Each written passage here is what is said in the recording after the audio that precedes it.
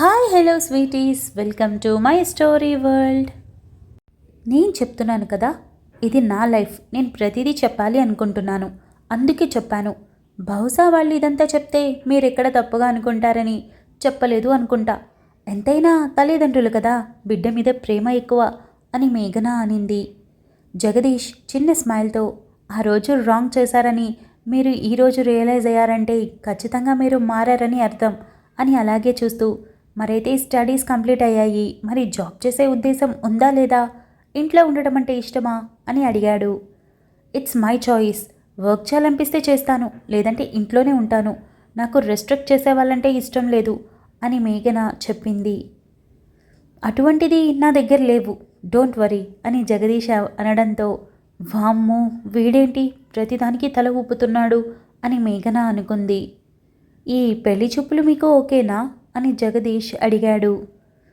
నిన్న ఫోన్ చేసి ఈరోజు పెళ్లి చూపులు అంటే ఎలా ఓకే అవుతుంది? I'm not okay with this, but it's okay అని కూడా అనిపిస్తోంది అని మేఘన చెప్పింది. జగదీష్ నవ్వుతూ, మీ ఫ్రాంక్నెస్ నాకు బాగా నచ్చింది. నాకైతే ఈ పెళ్లి చూపులు చాలా చాలా నచ్చాయి. బికాజ్ నా హోల్ లైఫ్ స్టడీస్తోనే అయిపోయింది. ఇప్పుడు పేషెంట్ల మధ్య గడిచిపోతుంది. గర్ల్ ఫ్రెండ్స్ ఉన్నారు కానీ లవర్ లేదు. ఎప్పుడూ పెద్దగా ట్రై కూడా చేయలేదు, అంత టైం లేదు. ఇక 1 year బ్యాక్ నుండి అమ్మా నాన్న పెళ్లి చేసుకోమని రిక్వెస్ట్ చేస్తున్నారు. మంచి సంబంధం చూడమని చెప్పాను, బట్ వాళ్ళకి సరిగ్గా ఏదీ దొరకలేదనుకుంటా. నా వరకు తీసుకురాలేదు.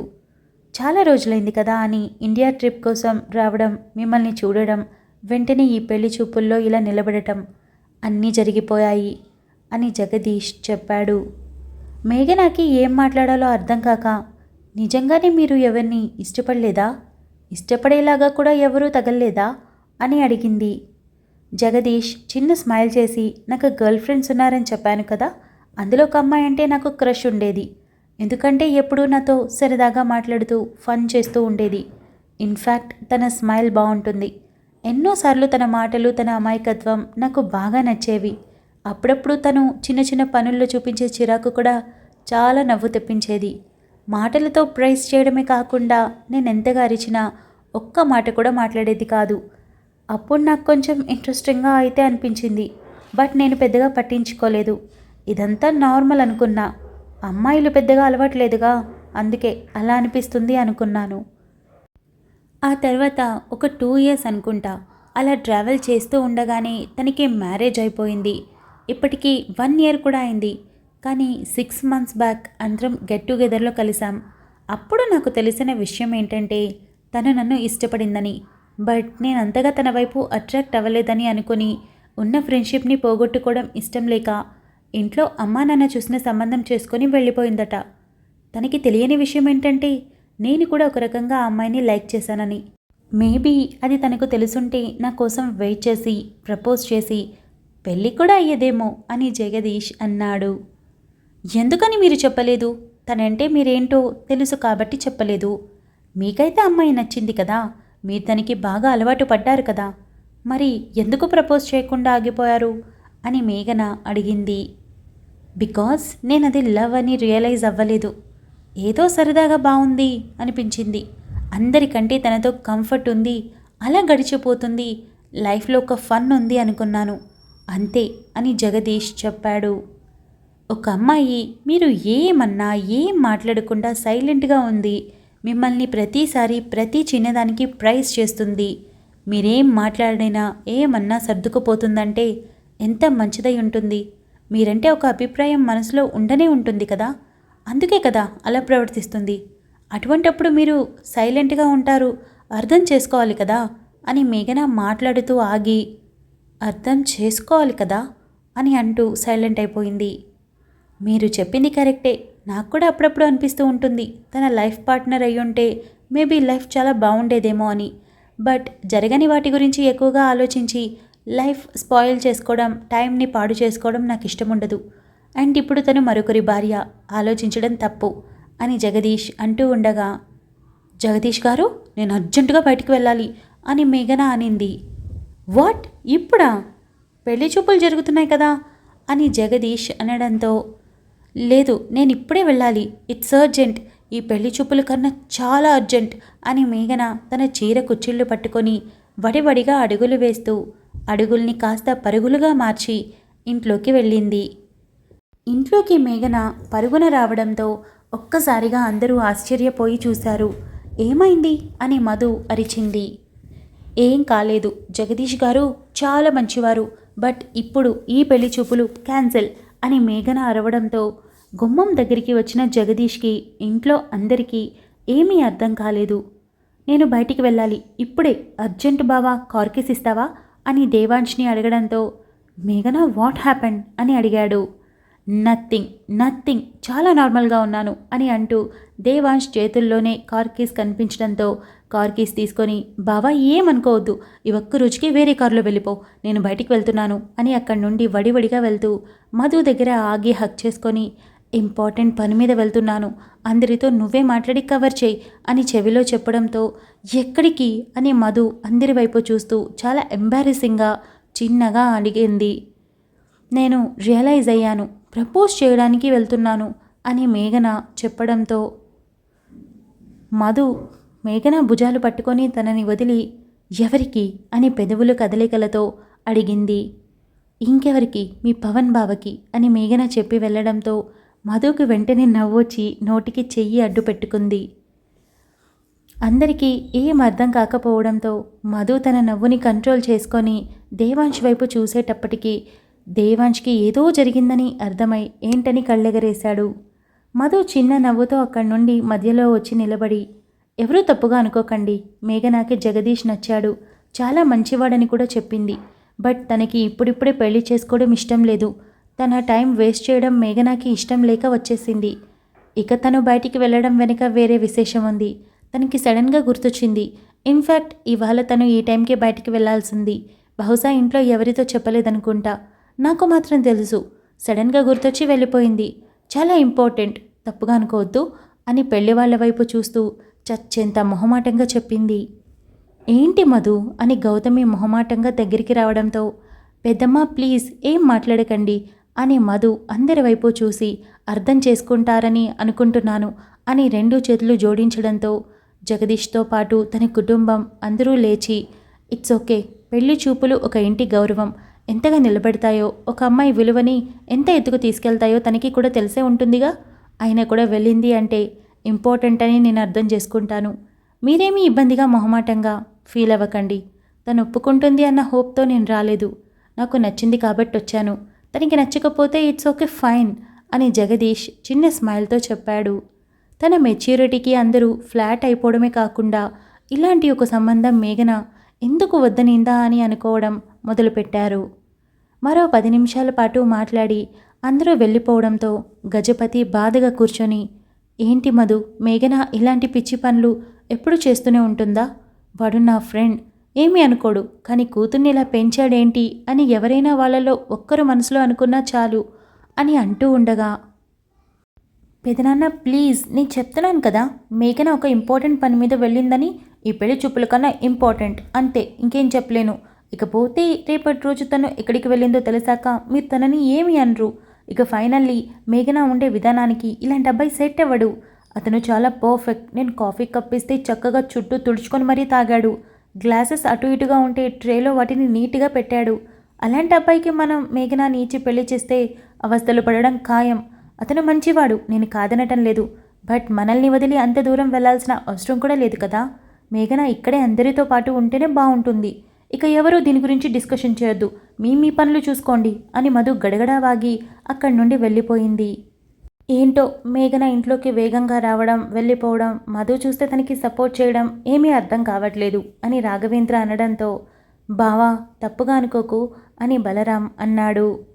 అయ్యో బావా, నువ్వెందుకు ప్రతిదానికి మధుని తప్పు పడుతున్నామని దిగులు పడతావు, తను ఇంటి కోడలు, తను ఏదైనా నిర్ణయం తీసుకుంటే ఒక అర్థం ఉంటుంది అనుకుంటాం మేము, ఇకపోతే మేఘన వెళ్తూ వెళ్తూ మధుతో మాట్లాడి వెళ్ళింది అంటే ఏదో విషయం ఉంది, కాకపోతే ఇప్పుడు చెప్పడం కరెక్ట్ కాదని సైలెంట్ అయ్యారు, అది క్లియర్గా అర్థమవుతుంది కదా, ఇంకెందుకు తప్పుగా అనుకుంటాం, ఇకపోతే బావా అని గజపతి వైపు చూసి ఏమీ ఆలోచించకు, మధు అంత స్ట్రాంగ్గా చెప్తుందంటే వాళ్ళిద్దరికీ సెట్ అవ్వదనుకుంటా అని రాఘవేంద్ర అన్నాడు. ఏమో బావా, ఈ సంబంధం కుదురుతుందేమో అనుకున్నా. అబ్బాయి బాగున్నాడు, మంచి చదువు, మంచి ఉద్యోగం కదా, కొంచెం ఆశపడ్డా అని గజపతి అన్నాడు. చూడు, నువ్వు కాదు ఆశపడాల్సింది, మేఘన ఆశపడి పెళ్లి చేసుకోవాలి. అది ఎలాంటి వాడినైనా సరే తను ఇష్టపడితే మనం చేయాలి, అప్పుడే తను సంతోషంగా ఉంటుంది అని రాఘవేంద్ర చెప్పి లేచి, సరే ఇక మనం బయలుదేరుదాం పదండి, ఎలాగో పెళ్లి చూపులు అయిపోయాయిగా అని అన్నాడు.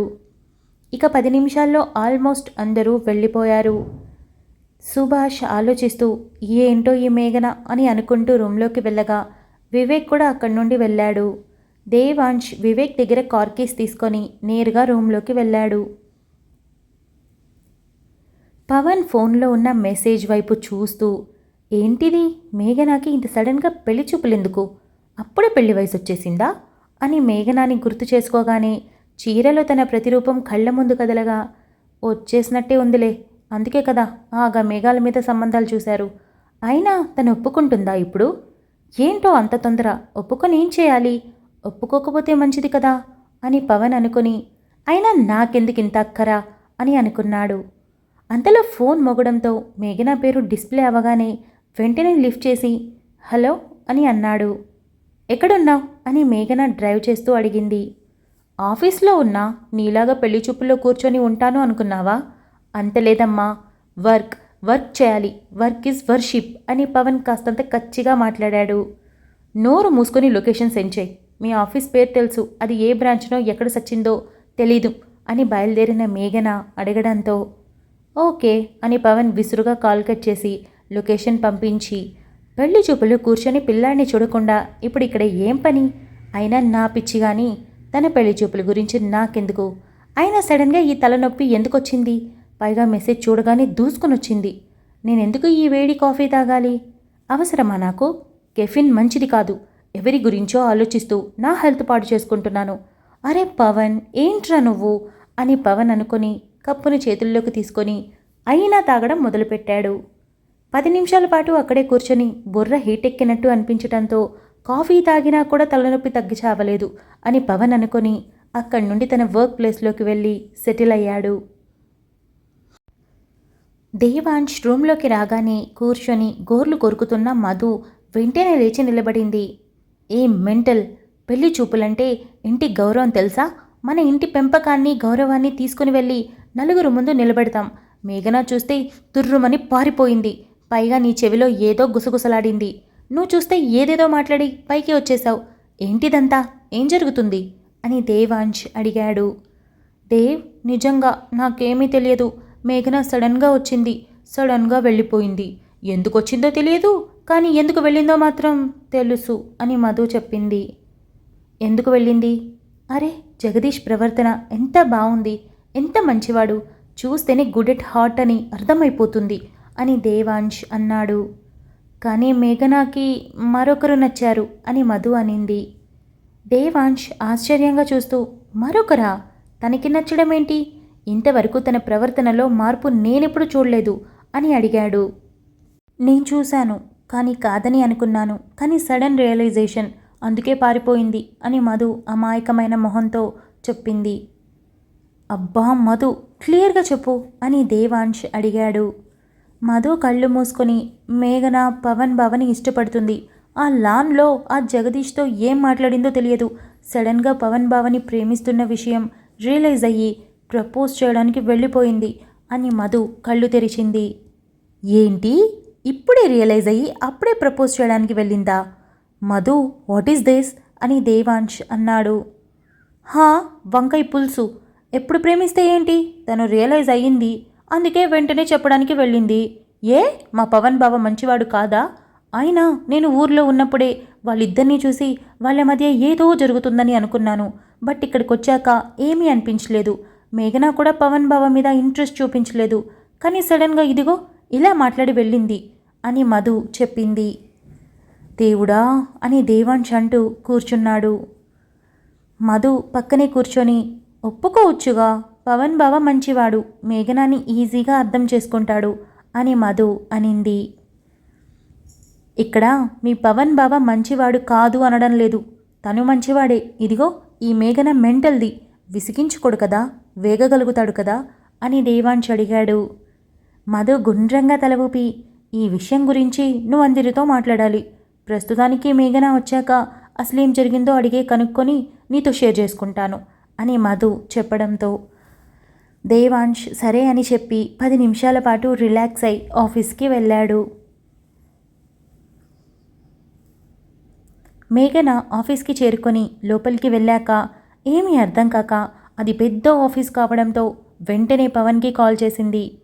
పవన్ లిఫ్ట్ చేసి, ఏంటమ్మా ఊరికే ఫోన్ చేస్తావు అని అంటూ ఉండగా, నోరు మూసుకొని కిందికి రా, ఫస్ట్ ఫ్లోర్లో ఉన్నా, ఇక్కడ నుండి రావాలంటే పర్మిషన్ ఉండాలంట, కిందికి రా అని అనడంతో పవన్ వెంటనే లేచి ఆఫీస్కి వచ్చేసిందా, ఎందుకు అని హడావిడిగా అక్కడి నుండి వెళ్ళాడు.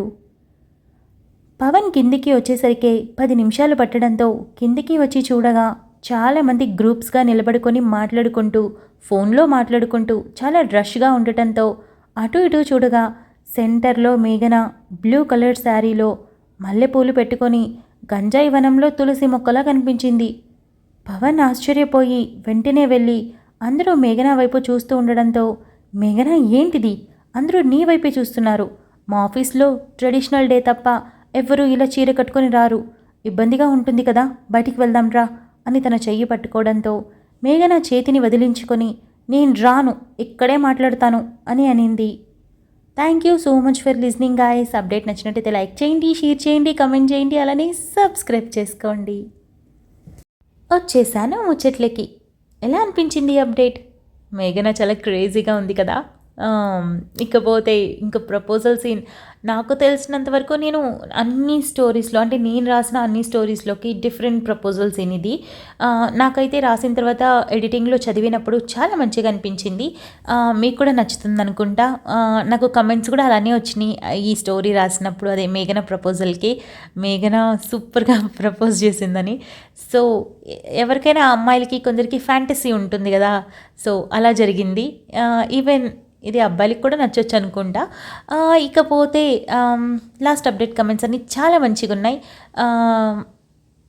చాలా చాలా బాగున్నాయి. కాకపోతే సంజు ఎప్పుడు మైరాని లవ్ చేస్తాడని అడుగుతున్నారు.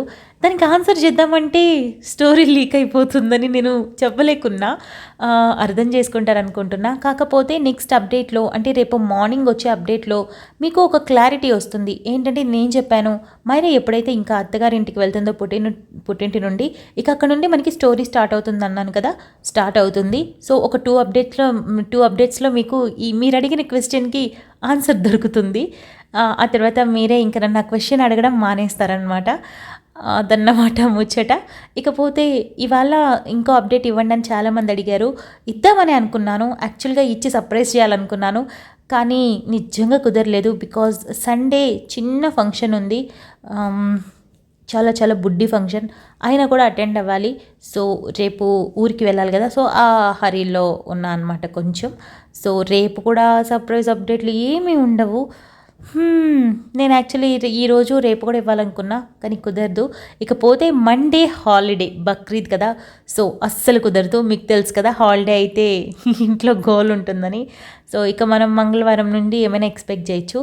సో ప్రస్తుతానికైతే హ్యాపీగా స్టోరీని ఎంజాయ్ చేయండి, ఏదిస్తే అదనమాట.